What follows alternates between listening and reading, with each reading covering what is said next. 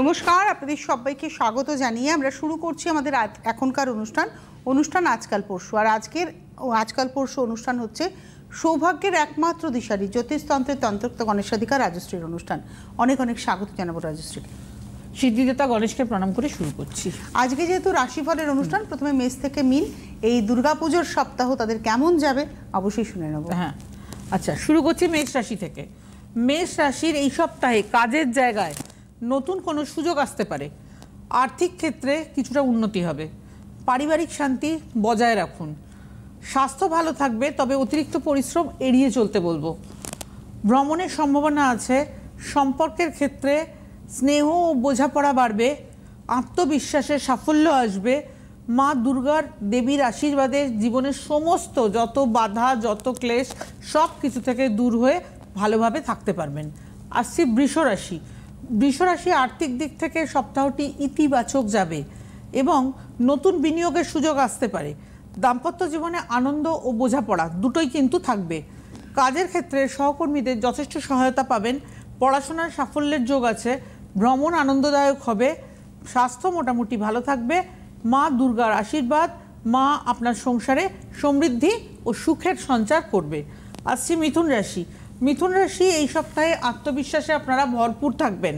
কর্মক্ষেত্রে নতুন প্রজেক্ট হাতে আসতে পারে। আর্থিক দিক থেকে এই সপ্তাহটি উন্নতির পথে যাবে। পরিবারের সঙ্গে সময় কাটাতে পারবেন, এটাও কিন্তু খুব দরকারি জিনিস। প্রিয়জনের সঙ্গে সম্পর্ক মজবুত হবে। স্বাস্থ্যের দিকে একটু নজর দিতে বলবো। ভ্রমণের সম্ভাবনা আছে। সৃজনশীল কাজে সাফল্য পাবেন। মা দুর্গার আশীর্বাদে দেবীর করুণা আপনার প্রতিভাকে আরও উজ্জ্বল করবে এবং সাফল্য দেবে। আসছি কর্কট রাশি। কর্কট রাশি এই সপ্তাহে কিছুটা দুশ্চিন্তা আসতে পারে, তবে ধৈর্য রাখুন। আর্থিক অবস্থার উন্নতি হবে। পরিবারের সঙ্গে ভুল বোঝাবুঝি এড়িয়ে চলুন। স্বাস্থ্য ভালো থাকবে, তবে মানসিক চাপ বা মানসিক টেনশন কমান।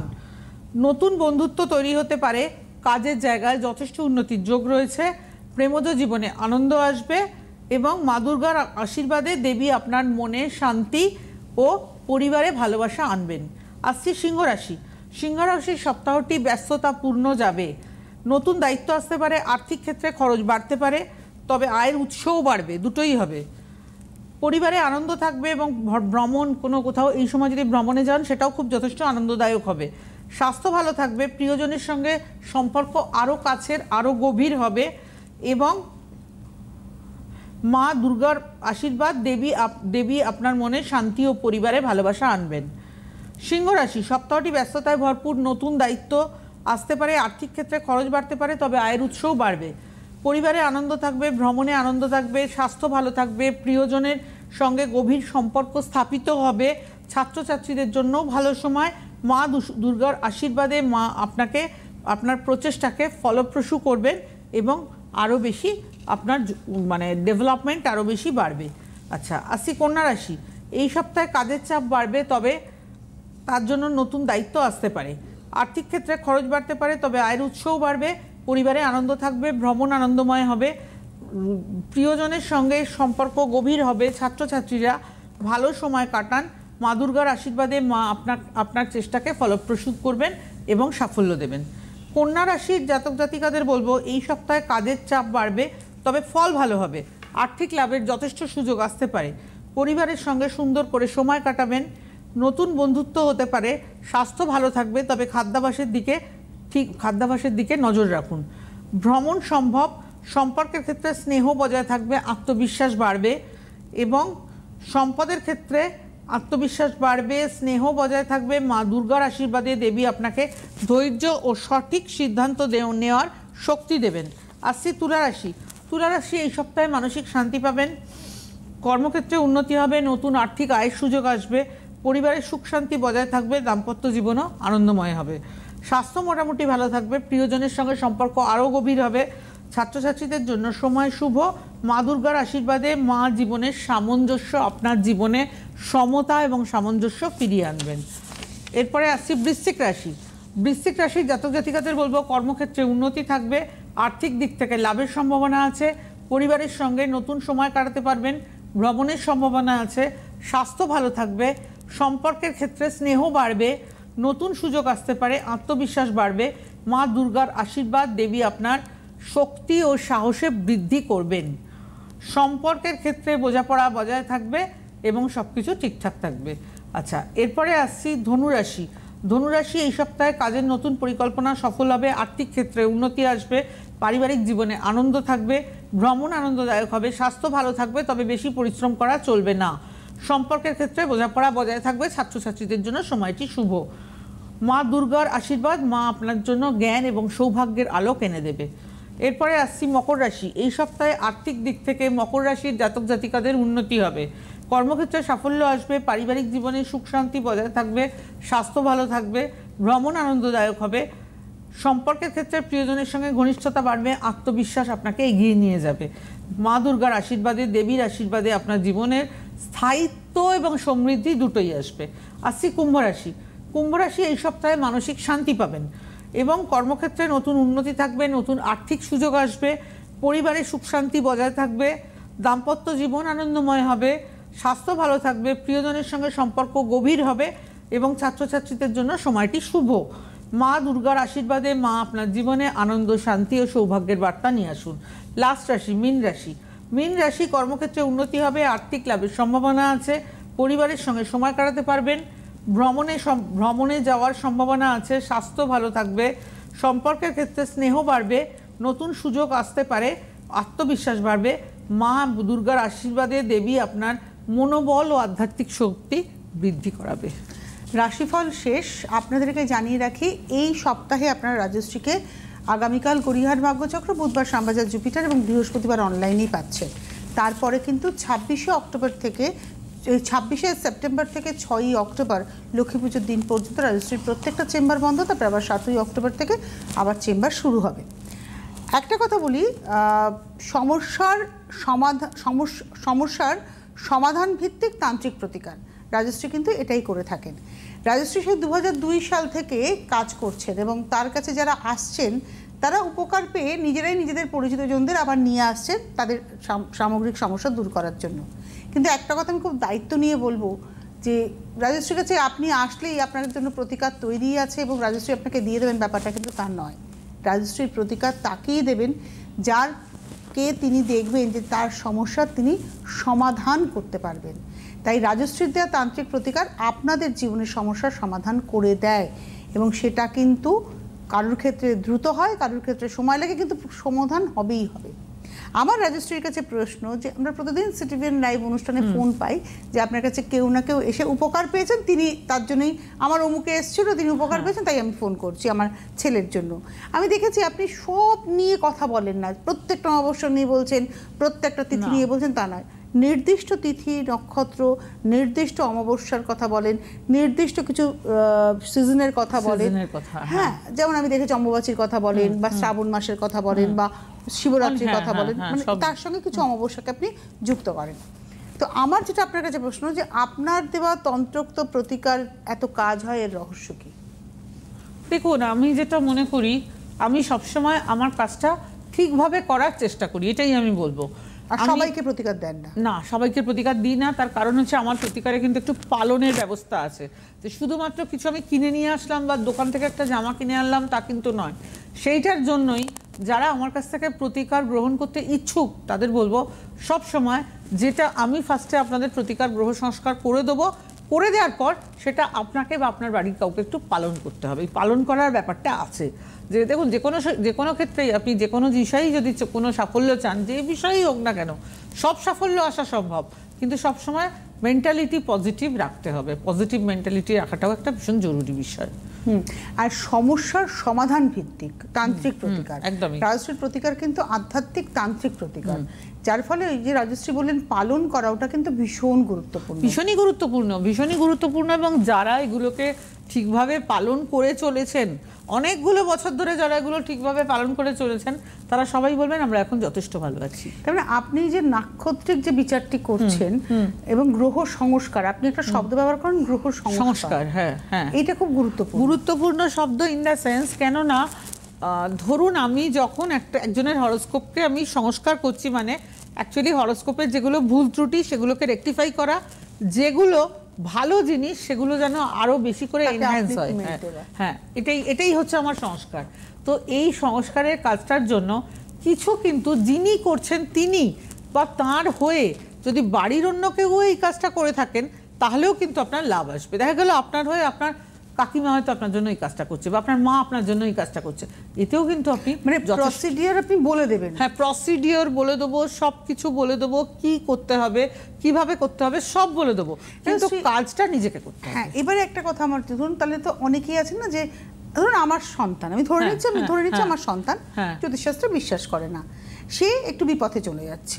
এবার আমি মা বা আমি বাবা বা আমি দিদিমা বা আমি ঠাকুমা, আমার নাতি নাতনির জন্য আমি যদি মনে করি যে তাকে আমার পথে আনতে হবে, সে প্রতিকার ধারণ করছে না, আপনি বলেন অন্য কেউ পালন করতে পারে, অন্য কেউ পালন করতে পারে। আর আমাদের হরোস্কোপে এটা সবসময় বলা হয় হরোস্কোপ করার সময় যে প্রতিকার যার জন্য হচ্ছে তাকেই পালন করতে হবে, এরকম কোনো বাধ্যবাধকতা নেই। কিন্তু যেমন আমি মনে করি একটা মানুষের ক্ষেত্রে বা বাবা মার ক্ষেত্রে বাবা মা সবচেয়ে বেশি সিরিয়াস থাকেন ছেলেমেয়ের পড়াশোনার ব্যাপারে। একদম। তো এই যে ব্যাপারটা এটাই হচ্ছে এখানেই পার্থক্য, যে বাবা মা সবসময় সিরিয়াস, আবার অনেক সময় দেখা যাচ্ছে কেউ হয়তো কোনো কোচিনে পড়তে গিয়ে কোথাও নেগলেক্টেড হচ্ছে, কোনো সমস্যা হচ্ছে, এটাও আবার অনেক সময় হয়।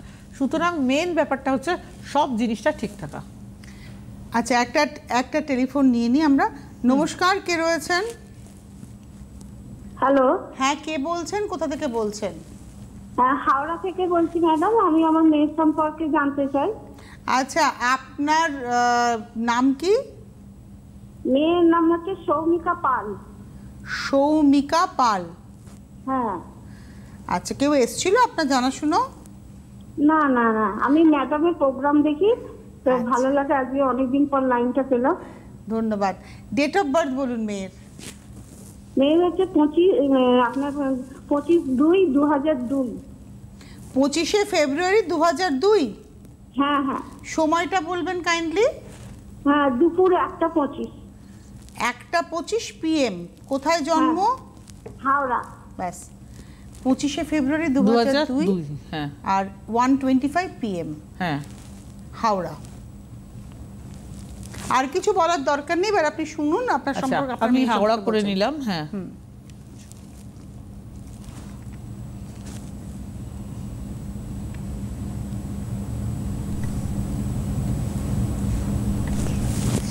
আচ্ছা, আমি মেন হরোস্কোপে আসবো, ডিটেলসে আসবো। যেটা দেখা যাচ্ছে মেন হরোস্কোপ থেকে। আচ্ছা, আমি না একটু বলি, টাইমটা একটু দেখুন তো। 1:25 হবে, মানে ওর যে জন্মটা, জন্ম টাইমটা 1:25। হ্যাঁ, তবে 5 মিনিটের ডিফারেন্সে বিরাট কিছু না। আপনি মনে 1:40 করেছেন। 1:40? 12:41 PM বলার রেখা। না না, 1:25 PM। আচ্ছা, এক সেকেন্ড। মানে টাইমটা আপনি 12:41 করেছেন, 1:25 হবে। 1:25 PM।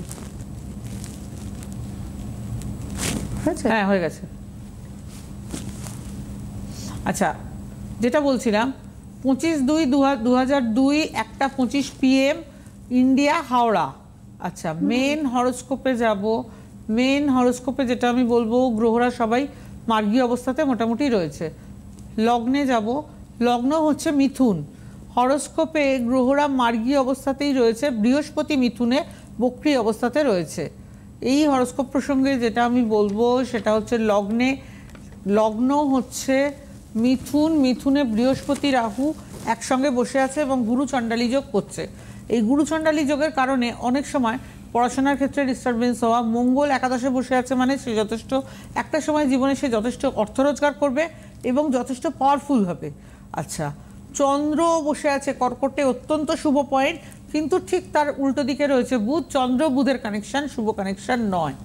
এবং তাহলে এডুকেশন কি হবে? এডুকেশন, ও নিজে যথেষ্ট মেধাবী, কিন্তু অনেক সময় ও একটু হালকা চালে ব্যাপারটাকে নেয়। আপনার মেয়ের এডুকেশন কতদূর? হ্যাঁ, বিটেক কমপ্লিট করলো ম্যাডাম, কম্পিউটার সায়েন্স ইঞ্জিনিয়ারিং 2024-এ। 2024-এ জাস্ট পাস আউট? হ্যাঁ, পাস আউট করেছে। ওখান থেকে আপনার ইয়ে হয়নি, কোনো রকম চাকরি পায়নি? না, ক্যাম্পাসিং এ ম্যাডাম কোনো হয়নি। মেয়ে তাই মানে চেষ্টা করছে। মানে আপনার মেয়ে ক্যাম্পাসিং এ বসেছিল কিন্তু জব পায়নি? না, পাইনি। কেন? ক্যাম্পাসিং সেভাবে মানে হয়ওনি, ক্যাম্পাসিং হয়নি। আমি সেটাই ভাবছিলাম যে ক্যাম্পাসিং এ বসলে জব পাওয়াই আসল কথা। দ্বিতীয় কথা হচ্ছে লগ্নে বৃহস্পতি যেমন রয়েছে, লগ্নে রাহুও বসে রয়েছে। রাহু কিন্তু অ্যাক্সিসটাও লগ্নের উপরে রয়েছে, যার জন্য দেখুন এই হরোস্কোপটাকে যদি সম্ভব হয় আপনি যে কোনো ভালো তন্ত্র জ্যোতিষের দ্বারা পরামর্শ নিতে পারেন। নিয়ে এটাকে ঠিক করতে পারেন, চাইলে আমার কাছেও আসতে মানে পারেন। আপনার মেয়ের ছকে কিন্তু রাজশ্রী একটা কথা বলেন যে একাদশে মঙ্গল, হ্যাঁ, হ্যাঁ। এবং আপনার মেয়ে কিন্তু ওই যে জায়গাটা ওইটাকে যদি একটু এনহান্স করা যায় তাহলে কিন্তু আপনার মেয়ে প্রভূত রোজগার করবে, সেটা কিন্তু ওর ছকে আছে। হ্যাঁ, হ্যাঁ। কিন্তু এবার মুশকিল হচ্ছে এই অবস্টাকলস গুলোকে তো পার করতে হবে। এই অবস্টাকলস গুলো পার না করলে, এবার ধরুন আপনি ভাবছেন যে আমার মেয়ে তো ছকে আছে, সাধারণত আমরা যেটা ভাবি, এবার আপনার মেয়ে হয়তো আপনি ভাবছেন আছে যখন সে পাবেই, কিন্তু আজকে আপনার মেয়ের বয়স কত না, আজকে আপনার মেয়ের বয়স হচ্ছে সম্ভবত 23+, তাই তো?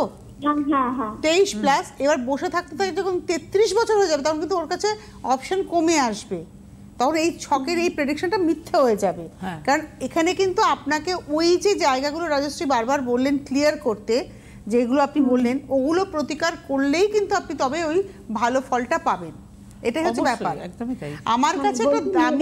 আমার কাছে একটা দামি অগরু রয়েছে, মানে একটা সেন্ট রয়েছে, কিন্তু আমার ঘরের এক কোণে পচা মাছ রয়েছে। এবার আমি যতই ওই সেন্ট দিই না কেন আমার ঘরের থেকে কিন্তু পচা গন্ধটা মাছের পুরোতে যাবে গন্ধ না, যাবে না। যতক্ষণ না ওই পচা মাছের প্যাকেটটা আমি ফেলবো, জায়গাটা পরিষ্কার করব, দেন আমি স্প্রে করলে আমার ঘরে সুগন্ধ আসবে। একদমই এটা তাই। কিন্তু বাস্তবটা এটাই। আপনার মেয়ের ওই পচা জায়গাটাকে আপনি কেটে বাদ দিন, দেখবেন আপনার মেয়ের ওই ভালো জায়গাটা এনহ্যান্স হবে। একদমই তাই, একদম। আজকে হাতে সময় নেই, আবার বলছি 26শে সেপ্টেম্বর থেকে 6ই অক্টোবর চেম্বার বন্ধ। কাল পাবেন গড়িয়াহাট ভাগ্যচক্র, শ্যামবাজার জুপিটার পাচ্ছেন বুধবার, এবং আগামী বৃহস্পতিবার অনলাইন চেম্বার। সামনে একটা বিশাল বড় অমাবস্যা রয়েছে, সেটা নিয়ে আমরা আগামী দিনে কথা বলবো, কারণ মহালয়া অমাবস্যা চলে যাওয়ার মানে এর পরের অমাবস্যাটা হচ্ছে মারাত্মক একটি হ্যাঁ, দীপান্বিতা হ্যাঁ, অমাবস্যা, দীপান্বিতা সেটা অমাবস্যা। নিয়েই কথা থাকবে আমাদের। অনেক ধন্যবাদ রাজশ্রীকে, ধন্যবাদ আপনাদের, নমস্কার। নমস্কার। গণেশ সাধিকা রাজস্বীদি এখন আপনাদের হাতের নাগালে। ঘরে বসে লাইভ কলে রাজস্বীদির সুপরামর্শ এবং তার দেওয়া প্রতিকার পেতে অবশ্যই ফোন করুন এই নম্বরে 9830693509। পরিষেবা চার্জেবল।